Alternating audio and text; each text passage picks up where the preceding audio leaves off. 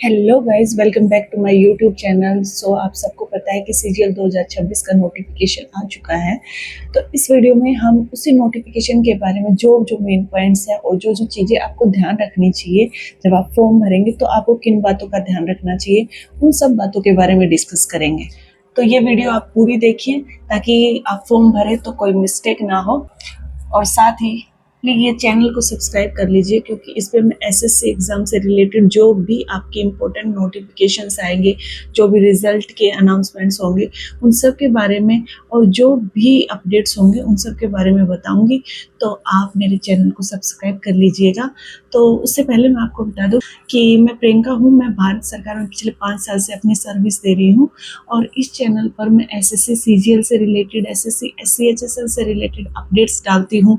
उसके अलावा इनकी स्ट्रेटेजी के रिगार्डिंग बात करती हूँ और जो गवर्नमेंट सर्विस के जो रियल इंसाइट्स हैं on the basis of my experience, वो चीज़ें भी मैं इस चैनल के माध्यम से आप लोगों से डिस्कस करती हूँ। तो आप मेरा चैनल सब्सक्राइब करना ना भूलिए। सो बिना देर किए लेट्स स्टार्ट द वीडियो। सबसे पहले हम बात कर लेते हैं कि इस एग्ज़ाम के लिए अप्लाई करने की लास्ट डेट और इनिशियल डेट क्या है। तो इस एग्ज़ाम के लिए आप अप्लाई कर सकते हैं 21 मई से लेके 22 जून तक। 22 जून के 11 बजे, रात के 11 बजे तक आप इस एग्ज़ाम के लिए अप्लाई कर सकते हैं। लेकिन ऑनलाइन पेमेंट के लिए जो तारीख दी गई है वो 23 जून तक दी गई है। तो आप बिना वेट किए आप इस एग्ज़ाम के लिए टाइमली अप्लाई कर दीजिएगा, क्योंकि जब लास्ट के कुछ दिन रह जाते हैं तो वेबसाइट पर रश हो जाता है एकदम से। बहुत सारे जो कैंडिडेट्स होते हैं वो वेट करते हैं कि अभी बहुत टाइम बचा हुआ है और हम अप्लाई कर देंगे। इस चक्कर में बाद में जाके बहुत रश हो जाता है और बहुत सारे स्टूडेंट्स को टेक्निकल ग्लिच फेस करने पड़ते हैं। तो जिस वजह से अगर आप अप्लाई नहीं कर पाते हैं तो उस केस में कोई भी रिजोल्यूशन आपको नहीं दिया जाता है एसएससी की तरफ से। तो इसलिए मेरी आप लोगों से यही सलाह है कि आप टाइमली इस एग्ज़ाम के लिए अप्लाई कर दीजिएगा। तो द लास्ट डेट इज़ 22 जून। 22 जून की 11 बजे, रात के 11 बजे तक आपको इसके लिए अप्लाई करना है। हम देख लेते हैं कि उन पोस्ट के बारे में जो इस एग्ज़ाम के थ्रू फिल करी जाती हैं। तो सीजीएल के थ्रू लेवल 4 से लेकर लेवल 8 तक बहुत सारी पोस्ट भरी जाती हैं। जिसमें लेवल 8 की बात करें तो जैसे AAO एक बहुत ही फेमस पोस्ट है। और अगर लेवल 7 की बात करें तो ASO इन CSS, ASO इन MEA, ये सारी पोस्ट लेवल 7 में आती हैं। तो बाकी डिटेल मैं आपको यहाँ दिखा रही हूँ कि लेवल 7 में कौन कौन सी पोस्ट आती हैं। अगर लेवल 6 की बात करें तो डिविजनल अकाउंटेंट बहुत ही फेमस पोस्ट है लेवल 6 में। उसके अलावा और भी बहुत सारी पोस्ट हैं जो आप यहाँ पर लिस्ट देख सकते हैं। और जैसे सब इंस्पेक्टर बन सकते हैं नारकोटिक कंट्रोल ब्यूरो में। लेवल 5 में अकाउंटेंट और ऑडिटर की जो बहुत सारी पोस्ट हैं, जो बहुत ही फेमस पोस्ट हैं सीजीएल के थ्रू, वो भी इस एग्ज़ाम के थ्रू भरी जाती हैं। तो बाकी सारी पूरी डिटेल आपको यहाँ पे दिख रही होगी। एक जो हम बहुत ही फेमस पोस्ट सुनते हैं और बहुत सारे लोग बोलते हैं कि आप कहीं दूर पे पोस्ट लेने की बजाय अगर टैक्स असिस्टेंट आपको होम टाउन में मिल रहा है तो वो बेटर है। तो जो टैक्स असिस्टेंट की पोस्ट होती है, शॉर्टिंग असिस्टेंट की पोस्ट होती है, पोस्टल असिस्टेंट की पोस्ट होती है, वो लेवल 4 में फॉल करती हैं। और भी बाकी सारी बहुत सारी पोस्ट हैं जिनकी डिटेल आप यहाँ पे देख सकते हैं। तो लेवल 4 से लेकर लेवल 8 तक बहुत सारी पोस्ट हैं जो सीजीएल एग्ज़ाम के थ्रू भरी जाती हैं।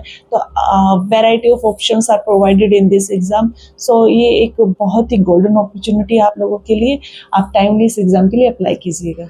साथ ही अगर हम बात करें कि वैकेंसीज कितनी है इस बार, तो नोटिफिकेशन के हिसाब से 12,000 के आसपास वैकेंसी है, जो बिल्कुल भी एक छोटा नंबर नहीं है, बहुत ही बड़ा नंबर है और बहुत ही सुनहरा मौका है कि आप लोग इस बार सिलेक्शन ले लें, क्योंकि 12,000 वैकेंसी कम नहीं होती हैं और बहुत ही हाई चांसेस हैं कि आप इसमें सिलेक्शन ले सकते हैं। एक जो इम्पोर्टेंट पॉइंट है इसमें कि जो ESM होते हैं, एक्स सर्विसमैन होती हैं, उनकी जो रिक्रूटमेंट होती है वो सिर्फ ग्रुप C पोस्ट के अगेंस्ट होती है।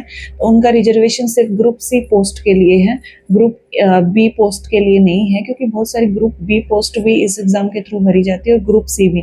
तो सिर्फ ग्रुप C में ही आप लोगों को रिजर्वेशन का फ़ायदा मिलेगा जो कैंडिडेट ESM के हैं। अब इस एग्ज़ाम के लिए कौन कौन कैंडिडेट्स एलिजिबल हैं उसकी बात कर लेते हैं। तो एलिजिबिलिटी का फर्स्ट क्राइटेरिया है कि आपकी नेशनलिटी क्या है। तो जो भी कैंडिडेट इस एग्ज़ाम के लिए अप्लाई करना चाहते हैं, उनकी नेशनलिटी या तो इंडियन होनी चाहिए या नेपाल या भूटान। इसके अलावा कुछ और भी कंट्रीज है जिनकी डिटेल आप यहाँ देख सकते हैं, और वो जो इंडियन ओरिजिन के हैं वो लोग भी इस एग्ज़ाम के लिए अप्लाई कर सकते हैं, लेकिन उसके लिए एक सर्टिफिकेट की जरूरत पड़ेगी और ये सर्टिफिकेट आप लोगों को बनवाना है, तो इसका जरूर ध्यान रखिएगा। अब हम बात कर लेते हैं कि क्रूशियल डेट क्या है। तो जो भी कैंडिडेट इस एग्ज़ाम के लिए अप्लाई करना चाह रहे हैं, उनको जो अपनी क्रूशियल डेट ध्यान रखनी है वो है 1 अगस्त 2026। तो आपको देखना है कि आपकी डेट ऑफ बर्थ से लेके 1 अगस्त 2026 तक आपकी कितनी एज है। तो जो 32 ईयर्स की एज तक के कैंडिडेट इस एग्ज़ाम के लिए अप्लाई कर सकते हैं, लेकिन ऐसा नहीं है कि 32 सभी पोस्ट के लिए आप एलिजिबल रहेंगे। कुछ पोस्ट के लिए जो एज लिमिट होती है वो 27 रहती है और कुछ पोस्ट के लिए 30 रहती है, कुछ पोस्ट के लिए 32 भी रहती है। तो अगर आप 32 की एज से नीचे हैं तो आपको किसी न किसी पोस्ट पर आपका रिक्रूटमेंट हो सकता है, आपकी एलिजिबिलिटी बनती है। तो 32 की एज तक के जो कैंडिडेट्स हैं वो इस एग्ज़ाम के लिए अप्लाई कर सकते हैं। लेकिन जो कैंडिडेट्स रिजर्व कैटेगरी से हैं, एससी कैटेगरी से हैं, एसटी कैटेगरी से हैं या पीडब्ल्यूडी कैटेगरी से हैं, उनको कुछ ईयर्स का रिलैक्सेशन दिया हुआ होता है। जैसे अगर बात करें एससी और एसटी के लिए 5 साल का रिलैक्सेशन है, ओबीसी के लिए 3 साल का रिलैक्सेशन है, और जो पीडब्ल्यूडी कैंडिडेट्स हैं, PWBD candidate, person with benchmark disability, उनके लिए आपको 10 साल का रिलैक्सेशन दिया हुआ है। और जो एक्स सर्विसमैन है उनको भी 3 साल का रिलैक्सेशन, और 3 साल का रिलैक्सेशन कैलकुलेट करने के लिए जो आपकी मिलिट्री में सर्विस दी गई है उतने साल को डिडक्ट करके आपकी जो भी एज बनती है उस एज में 3 साल ऐड कर लीजिए, तो आप उतनी एज तक इस एग्ज़ाम के लिए अप्लाई कर सकते हैं। साथ ही ये सबसे एक और इम्पोर्टेंट बात है कि जो पीडब्ल्यूडी कैटेगरी के, पीडब्ल्यूबीडी कैटेगरी के एस्पायरेंट्स होते हैं उनको कुछ एक्स्ट्रा टाइम भी दिया जाता है एग्ज़ाम के लिए, और साथ ही उनको एक स्क्राइब की फैसिलिटी भी प्रोवाइड की जाती है। तो जो भी पीडब्ल्यूबीडी कैटेगरी के लोग हैं जो ब्लाइंडनेस इफेक्टेड है, लोकोमेट्री डिसेबिलिटी या सेरिब्रल डिसेबिलिटी से अफेक्टेड हैं, अगर वे स्टूडेंट चाहते हैं कि उन्हें स्क्राइब की ज़रूरत है तो वो रिक्वेस्ट कर सकते हैं। लेकिन इसके अलावा जो अलग पीडब्ल्यूबीडी कैटेगरी के एस्पायरेंट्स हैं उनको अगर स्क्राइब की फैसिलिटी चाहिए है तो उनको एक सर्टिफिकेट प्रोड्यूस करना पड़ता है कि उन्हें राइटिंग में सच में ही इशू है, और उस सर्टिफिकेट के प्रोडक्शन के बाद ही आपको स्क्राइब प्रोवाइड किया जाएगा। साथ ही जो एस्पायरेंट्स 40% जो पीडब्ल्यूबीडी का क्राइटेरिया है उसमें फॉल नहीं करते, मतलब जिनकी डिसेबिलिटी 40% से कम है, वो भी स्क्राइब के लिए रिक्वेस्ट कर सकते हैं। तो ऐसा नहीं है कि उनको स्क्राइब की फैसिलिटी नहीं मिलेगी, उनको भी स्क्राइब की फैसिलिटी प्रोवाइड की जा सकती है। लेकिन ये चीज़ आपको ध्यान रखनी है कि आपको स्क्राइब की फैसिलिटी तभी दी जाएगी जब आप ऑनलाइन फॉर्म में ही अप्लाई करेंगे। This is not automatic, you have to apply for it. So आप ये चीज़ बिल्कुल ध्यान रखिएगा, अगर आपको ज़रूरत है तो आप ऑनलाइन फॉर्म भरते टाइम इस बात को ध्यान रखते हुए ही फॉर्म फिल कीजिएगा।